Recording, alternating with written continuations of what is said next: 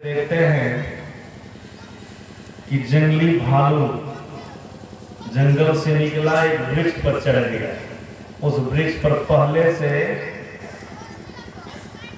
एक लकड़हारा चढ़ा हुआ था, लकड़ी काट रहा था। जैसे लकड़हारा देखता है कि भालू चढ़ा है वृक्ष पर, इतना डरा, उसका हाथ थरथराया, डाल से हाथ छूटा, धरती पर गिर गया। हृदय कांपने लगा डर से, धरती पर गिरा और जैसे ही गिरा उसका प्राणांत हो गया। सज्जनों,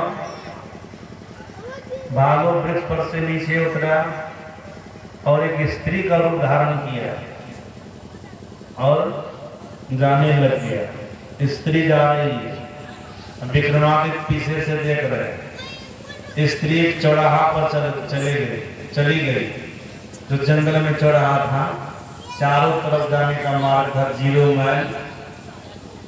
वहां पर जाकर के बैठ गए। 2 भाई वहां पर जो किसी सेठ के यहाँ दरमान का काम करते थे आ गए और दोनों के पास में तलवार थी। छुट्टी लेकर के घर जा रहे थे। दोनों सगे भाई थे। उसमें से जो बड़े भाई थे उस स्त्री के पास चले गए। उनको अकेले देखे, अकेली है, उनके पास गए। बड़े भाई ने कहा, तू अनमनस्क होकर के अपने मन को छोटे करके यहाँ पर क्यों बैठी है? क्या दुख तकलीफ है तुमको? लगता तो भोजन नहीं किए। जब इस तरह से वो बोले तो वो लड़की कहती है, महिला कहती है कि हमको देखने वाला कौन है? हम तो ऐसे अकेली हूँ, हमको कौन देखने वाला है? उनको दया आ गई। बड़े भाई बोले, ठीक है, तुम यहाँ पर ठहरो, हमारे छोटे भाई तब तक है। जंगल के बगल में शहर है, वहां से कुछ भोजन ला करके तुमको दे देगा। दया आ गई। भूखी प्यासी है, कोई देखने वाला है तो नहीं है। सज्जनों, बड़े भाई चले गए कुछ भोजन लाने के लिए। जब शहर चले गए तो लड़की, वो महिला कहती है उनको कि देखो, तुम्हारा भाई लगता हम पर आसक्त हो गए, हमसे विवाह करना चाहते हैं, लेकिन हमारी इच्छा उनसे विवाह करने की नहीं है। जबकि यहाँ पर विवाह का कोई प्रसंग ही नहीं। विवाह को प्रसंग था वहां पर, कोई प्रसंग नहीं। कहती है, हमारी इच्छा है तुमसे विवाह करनी, तुम हमसे विवाह कर लो। छोटे भाई कहते नहीं, जब हमारे बड़े भाई सोच लिए तुमसे विवाह करने के लिए, तुमको ऐसा अनुभव हुआ है, वे ही करें, हम नहीं करें। बहुत बोली, वो तैयार नहीं हुई। तब अंतिम में कहती है कि हमारी बात को नहीं मानिएगा तो दोनों भाई की मौत यहीं पर होगी। इतनी चेतावनी दे दी का जो हो जाए, लेकिन इतना घटिया काम हम करने वाले नहीं।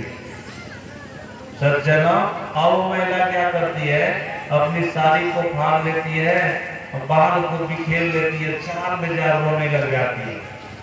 इतने उनके बड़े भाई आ गए। लड़की को पूछते, क्यों रो रही हो? क्यों रो रही हो? लड़की कहती, देखिए कैसा दुष्ट तुम्हारा भाई है, जब तू चला गया सर भोजन लाने के लिए, कि जबरदस्ती उनसे विवाह करना चाहता। उल्टा आरोप लगा दी ना। महिला को किसको आरोप लगा दिया? ठिकाना है?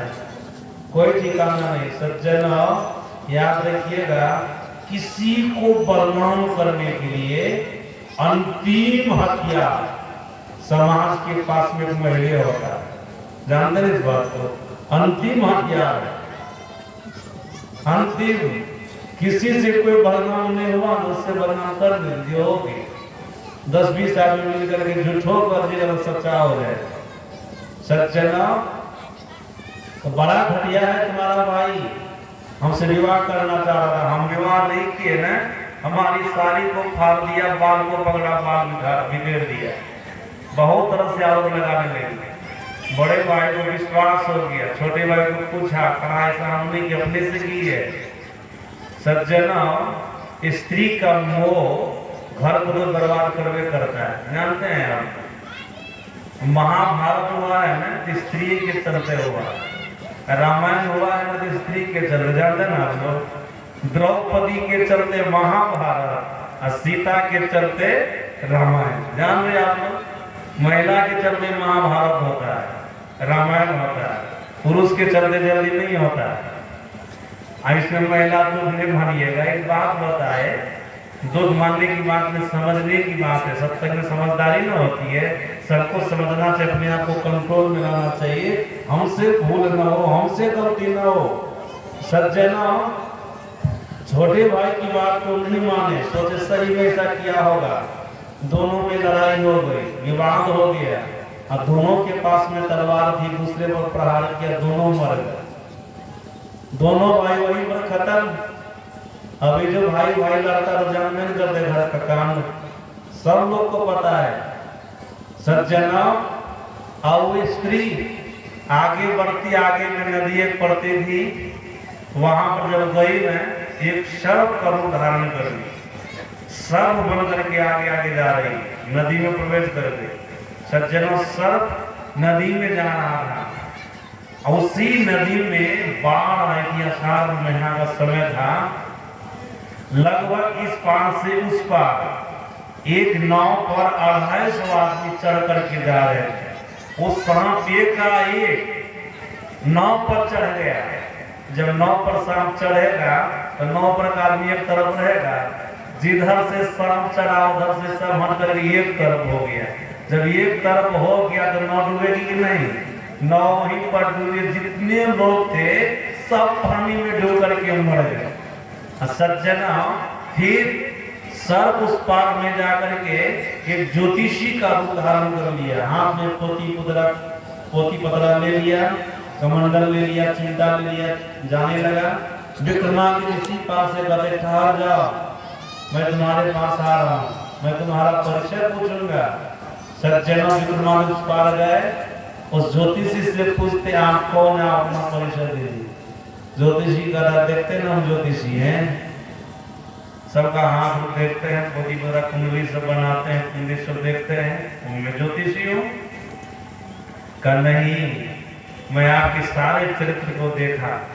पहले आप भालू के शरीर में जाकर के लकड़हारा की जान दे ली, फिर स्त्री का रूप धारण करके दो भाई को आपस में लड़ा करके मार दी, फिर सांप का रूप धारण करके नाव पर जितने लोग जा रहे थे सबको आप पानी में डुबा करके मार दी। अभी ज्योतिषी के रूप में आए, कौन है आप?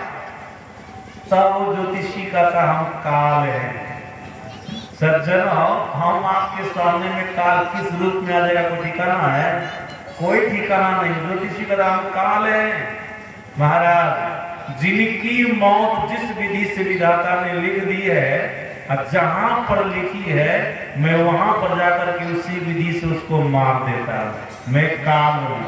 तो सज्जनों, वो जो काल मार रहा था, लकड़हारा को मारा, दोनों भाइयों को मारा, नाव डुबा करके 250 आदमी को मार दिया। वो पहले कहा था कि तुमको फलाने जगह पर फलाने दिन मारेंगे, कहा नहीं ना था, अचानक अटैक कर दिया।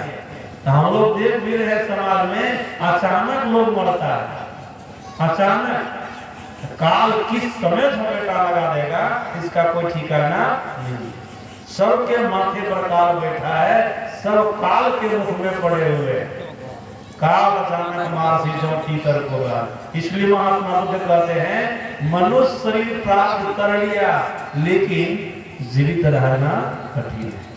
किस समय मर जाएगा इसका कोई ठिकाना नहीं, बड़ा कठिन है।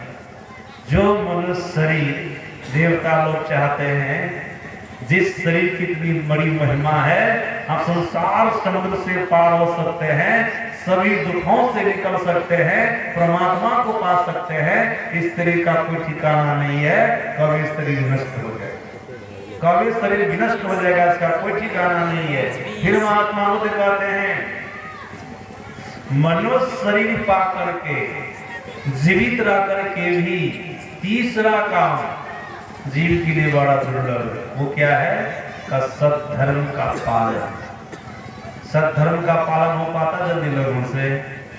नहीं हो पाता है। सद्धर्म का पालन करना बड़ा कठिन है। सज्जना,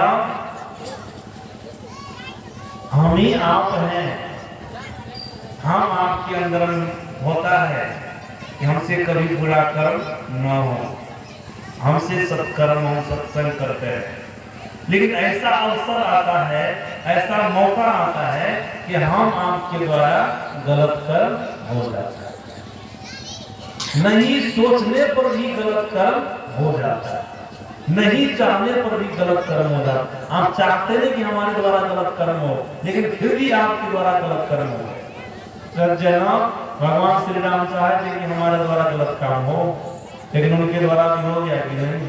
मनुष्य शरीर में आए तो बाली को छिप करके नहीं मारना चाहिए, मार दिए ना। क्या कर दिए बाली? धर्म हेतु अवतरे वो साई मारे मोहि जात की नहीं। धर्म की स्थापना के लिए आपने अवतार दिया, व्याधा के मार दिया। अंगुली उठाने वाला काम भगवान श्री राम से भी हो गया। अवतार ही पुरुष है, भगवान है, तब भी उनसे ऐसा काम हो गया। भगवान श्री कृष्ण युधिष्ठिर को झूठ बोलवा दिए, युधिष्ठिर झूठ बोल गए। भगवान से भी गलत काम हो जाता। जो शरीर में आ रहा है पूरा पूरा सद्धर्म का पालन कर ले, उसके लिए बड़ा कठिन हो जाता है। सज्जन, याद रखिएगा, दुनिया में सबसे गलत काम हो जाएगा, लेकिन सच्चे संत से कभी गलत काम नहीं होता। सच्चे संत से। बनावटी संत की बात छोड़ दीजिए। बनावटी संत किसको कहते हैं? जो वेद से संत हुए, प्रवचन से संत हुए, खूब बढ़िया बढ़िया प्रवचन करके लोगों को अपना शिष्य बना लिए, संत हो गए, सदगुरु हो गए, बढ़िया बढ़िया वेश बना लिए, लोग प्रभावित हो गए। नहीं लगता सिद्ध पुरुष है, देखने से भी लगता सिद्ध पुरुष है, भीतर में कुछ भी हो, सिद्धे हो, लेकिन ऊपर से सिद्ध लग रहे हैं। रंग रूप देखने में बढ़िया है, गाड़ी घोड़ा बढ़िया है, पहनावा ओढ़ावा बढ़िया है, इसको भी देख करके लोग संत कर देते हैं ना, प्रभावित हो जाते हैं। तो वेश से संत नहीं, रूप से संत नहीं, प्रवचन से जो संत नहीं है, हकीकत में जो शांति स्वरूप परमात्मा को प्राप्त कर लिया है, ऐसे जो संत है ना, इससे कभी गलत कर्म नहीं होता। ये कभी गलत कर्म नहीं करते, नहीं तो सबसे गलत कर्म हो जाता है। इसलिए महात्मा बुद्ध कहते हैं कि मनुष्य शरीर पा करके भी, जीवित रह करके भी पूरे पूरे सद्धर्म का पालन करना बड़ा कठिन है, बड़ा कठिन है। पूरा पूरा सद्धर्म का पालन नहीं हो पाता शरीर से। चौथी बात के लिए महात्मा बुद्ध कहते हैं कि मनुष्य के शरीर में संत होना बड़ा कठिन है। संत जल्दी पर नहीं हो सकते। सज्जनों, जो संत होते हैं उनके हृदय पर से जड़ चेतन की ग्रंथि खुली हुई होती है, और ऐसे संत के अंदर में किसी भी प्रकार का संशय नहीं रहता है। और ये संत कर्म के घेरे में नहीं जाते हैं, कर्म के बंधन से छूटे हुए हो। उपनिषद काल ने कहा, विद्यते ग्रंथे सिद्ध्यन्ते सर्व संशयाः क्षीयन्ते चास्य कर्माणि तस्मिन् दृष्टे पराः। ऋषि कहते हैं, जो बड़े से बड़े तत्व को जाना है और अपने हृदय पर से जड़ चेतन की ग्रंथि को खोला है, जो अपने अंदर से सारे संशयों का नाश किया है, वे मनुष्य के शरीर में संत है। गोस्वामी तुलसीदास जी महाराज की दृष्टि में संत कौन है? षड विकार जित अनक अकामा अचल अकिंचन सुचिसुख धामा। जो ऐसे हैं, जो षड विकार पर विजय प्राप्त कर लिए है। षड विकार किसको कहते हैं? काम, क्रोध, लोभ, मोह, मद, मात्सर्य, ये 6 विकार हैं, इन्हीं को षड विकार कहते हैं। जो षड विकार के शिकार नहीं है, 6 विकारों को अपने अधिकार में करके रखा है, जिनको 6 विकार सता नहीं सकते हैं, जो 6 विकारों को मानव करके रखा है, अपने बस में करके रखा है, वास्तव में वे संत है। जो अनग है, जो पाप से रहित है, जिनके अंदर में संसारिक कोई भी इच्छाएं नहीं है, वो स्वामी तुलसीदास महाराज कहते हैं वे संत है। सज्जनों, संत का होना बड़ा कठिन है। याद रखिएगा आप लोग, इस संसार में वही मनुष्य शरीर सार्थक है जो संत बनने का प्रयास करता है या अपने जीवन में संत बन गया है, वही मनुष्य शरीर सार्थक है। संत हो गए तो पूरा मनुष्य शरीर सार्थक हो गया, और संत नहीं हुए, संत बनने का प्रयास कर दिए, तब भी आपका मनुष्य शरीर पाना सार्थक होगा। इसलिए क्या मनुष्य शरीर से नीचे नहीं है, मनुष्य शरीर से नीचे नहीं है। भगवत भजन करना शुरू कर दिए तब भी आपका मनुष्य शरीर सार्थक है, लेकिन पूरा सार्थक तब माना जाएगा जब आप अपने जीवन में संतत्व गति को प्राप्त कर दें। सज्जनों, याद रखिएगा, इसी अवस्था को प्राप्त करने के लिए परमात्मा ने हम आपको मनुष्य का शरीर दिया है। हम भगवत भजन करें, भगवत भजन करके ईश्वर को प्राप्त कर ले, मनुष्य शरीर को पूरा सार्थक बना ले। ईश्वर भजन करें, सार्थक हो गया, लेकिन पूरा सार्थक मतलब जन्म मरण के चक्र से तब छूटेंगे जब हम परमात्मा को पालेंगे।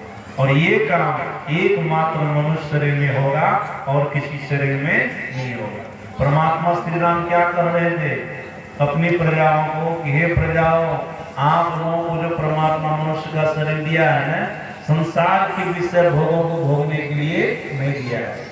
संसार का विषय भोग तो आप मनुष्य शरीर के अलावा और किसी शरीर में रह करके भोग सकते हो, लेकिन परमात्मा की भक्ति मनुष्य शरीर के अलावा और किसी शरीर में रह करके नहीं कर सकते।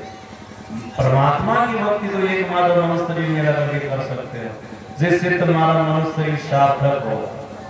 मनुष्य शरीर में रह करके यही तन कर फल विषय ना भाई, स्वर्ग स्वल्प अंत दुखदाय। सज्जना, फिर इस मनुष्य शरीर की विशेषता बताते हुए मर्यादा पुरुषोत्तम भगवान श्री राम ने कहा था, जीवात्मा के लिए मनुष्य का शरीर किसके समान है? का नौका के समान है। नरतन भवानिधि कहूं बेरो, सर्वमुख मरुत अनुग्रह मेरो, कर्णधार सद्गुरु गृहनावा, दुर्लभ सार सुलभ करी पावा।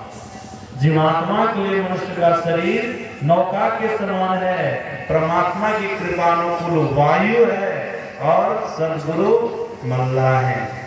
शरीर रूपी नाव को खेलने वाले हैं, मतलब शरीर में रहने वाले जीवात्मा को जुक्ति बताने वाले हैं, साधन बताने वाले हैं, शरीर रूपी नौका को खेलने वाले हैं।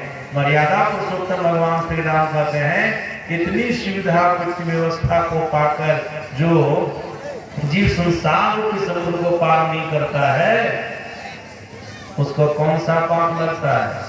जो न तरई भवसागर, नर समाज सपाय, सो निंदक मंदमती, आत्म हनि गति। उनको आत्म हिंसा करने का पाप लगता है। आत्म हिंसक कहते हैं जो विष खा करके मर जाता है, अपने से किसी भी तरह से मरता है। इसकी गति होती है वो प्रेत के शरीर में जाता है या विष्ठा का कीड़ा बनता है, मतलब 84 में चला जाता है।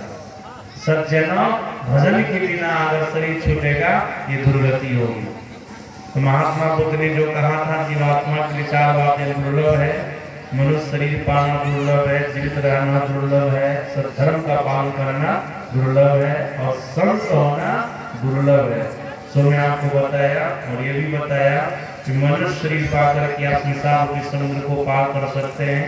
मनुष्य शरीर पाने वाला जीव संसार के विषय भोगों अपने आप को लगा करके न रखें, इसमें इसकी सार्थकता नहीं है।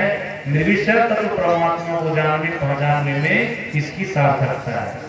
ईश्वर परमात्मा को जानने का प्रयास कर। सज्जनों, ये भी मैं आपको बता दिया था अगर मनुष्य शरीर में जाकर ईश्वर की उपासना नहीं करेंगे, परमात्मा की भक्ति नहीं करेंगे तो 84 में चले जाएंगे, तो दोबारा आपको कौन मनुष्य का शरीर मिलेगा? 2.25 अरब वर्ष के बाद। जिनको 2.25 अरब वर्ष के बाद फिर दोबारा शरीर पाना हो, ऐसी इच्छा मन में बनाए हो, तो ईश्वर का भजन छोड़ दें, संसार के विषय भोगों में लगे रहें, बस भूत प्रेत में जाएंगे, पशु पक्षी कीड़े मकोड़े में जाएंगे, फिर 2.25 अरब वर्ष के बाद आपको अवसर मिलेगा, मनुष्य मिलेगा, फिर गलत गलत कीजिएगा, फिर धीरे चले जाएंगे। बस अभी सोचने का समय है, विचारने का समय है। सच्चे सदगुरु की शरण में जाकर सदयुक्ति जानकर ईश्वर का भजन करना प्रारंभ कर। समय बहुत हो गया है। कल